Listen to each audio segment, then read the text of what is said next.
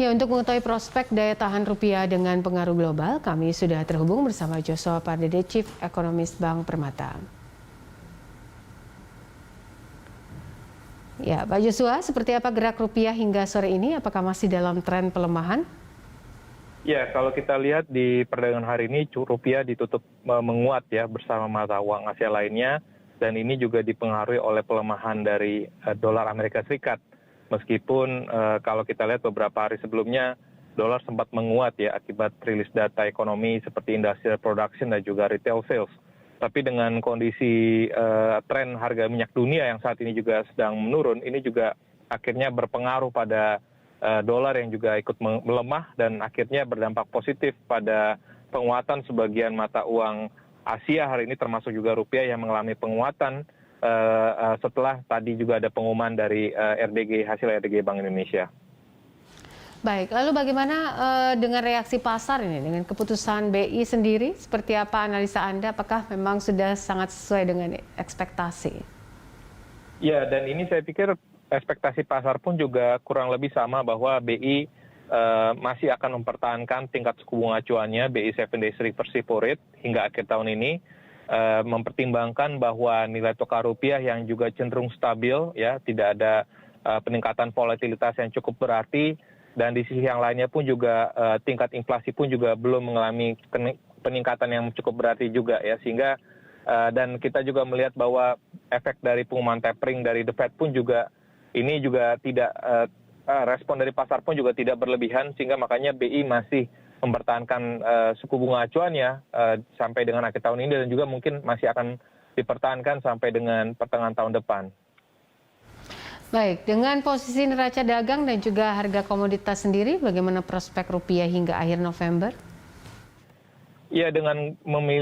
kecenderungan di mana trade balance kita ya bulan Oktober ini kemarin baru dirilis BPS juga menunjukkan tingkat ataupun level yang cukup tinggi ya, meningkat lagi dibandingkan bulan sebelumnya. Hal ini pun juga mengindikasikan bahwa kebutuhan ataupun supply falas pun juga masih tetap terjaga ataupun terkendali, sehingga kita juga menantikan rilis data current account deficit yang juga akan dirilis oleh Bank Indonesia, yang kita perkirakan pun juga current account deficit di kuartal ketiga ini juga current account balance-nya akan berpotensi mengalami surplus, sehingga ini tentunya akan bisa menopang rupiah, dan kita melihat bahwa rupiahnya ini masih akan tetap stabil hingga akhir bulan ini di kisaran 14.200-an. Baik, apakah daya tahan rupiah ini mampu menghadapi tapering dan juga efek domino ekonomi Amerika? Ya, saya melihat bahwa dampak tapering di tahun ini yang akan dimulai di tahun ini, saya pikir memang tidak lebih dampaknya akan lebih moderat ya, dalam artian bahwa seperti yang kalau kita flashback 2013 pada saat The Fed mengumumkan tapering, itu dampaknya cukup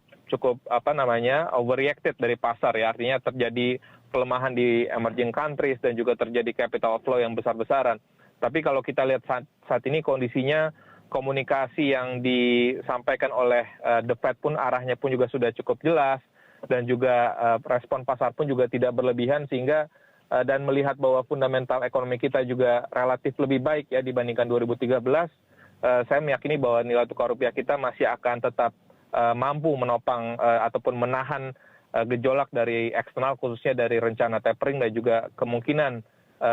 kenaikan suku bunga di tahun depan. Lalu seperti apa tren dari investor asing di pasar keuangan Indonesia hingga sore ini, Pak Jo, dan prospeknya ke depan? Ya, memang kalau kita lihat dalam 1-2 hari terakhir ini juga bond yield obligasi juga cenderung turun tipis ya, artinya ini pun juga inline dengan ekspektasi bahwa The Fed pun juga meskipun memang tapering sudah di depan mata, tapi kenaikan suku bunganya pun juga ini masih akan dipantau ataupun masih akan dipertimbangkan, mempertimbangkan nanti kondisi ekonomi Amerika tahun depan gitu ya. Dan khususnya kalau kita lihat sampai dengan year to date sampai dengan hari ini, kita juga melihat bahwa masih tercatat net buy ya di pasar saham, meskipun di sisi kepemilikan asing di investor di obligasinya agak cenderung menurun, tapi kami meyakini bahwa investasi ataupun foreign flows ke stock market ini masih akan cukup meningkat ya sampai dengan akhir tahun ini, apalagi dengan adanya nanti window dressing di bulan Desember, sehingga kami meyakini bahwa ini juga akan menopang rupiah untuk relatif stabil sampai dengan akhir tahun ini. Baik, bagaimana prospek dari obligasi Indonesia sendiri dengan pengaruh dolar Amerika dan juga harga emas? Iya, jadi dengan tren nilai tukar rupiah yang juga relatif stabil, kita melihat juga dari credit default swap juga relatif tidak terjadi peningkatan yang signifikan, dan meskipun US Treasury yield-nya memang agak cenderung meningkat ya dibandingkan dengan akhir tahun lalu, tapi kami pikir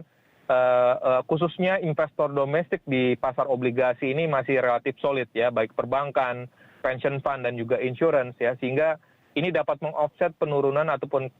kepemilikan investor asing di pasar obligasi. Dan apalagi dengan beberapa kebijakan burden sharing yang masih akan berlanjut tahun depan, saya pikir ini masih akan tetap mendukung untuk bond yield soon pemerintah ini masih akan relatif stabil di kisaran 6 hingga 6,2% sampai dengan akhir tahun ini. Ya, lalu seperti apa Pak prospek ekonomi Indonesia hingga akhir tahun 2021 ini dengan potensi gelombang COVID-19 dan juga posisi inflasi kita menurut Anda?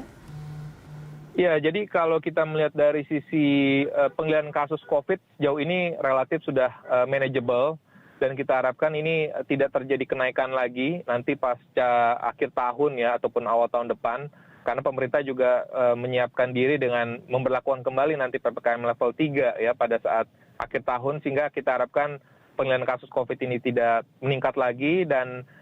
tentunya kita harapkan aktivitas ekonomi pun juga ini semakin bergeliat lagi di akhir tahun, dan kita perkirakan bahwa di kuartal keempat ini masih akan relatif meningkat ya dibandingkan kuartal ketiga. Perkiraan kami masih berada dalam kisaran 4,5%-an, sehingga full year-nya ini masih akan berada dalam kisaran 3,5 hingga 3,6% untuk full year tahun ini.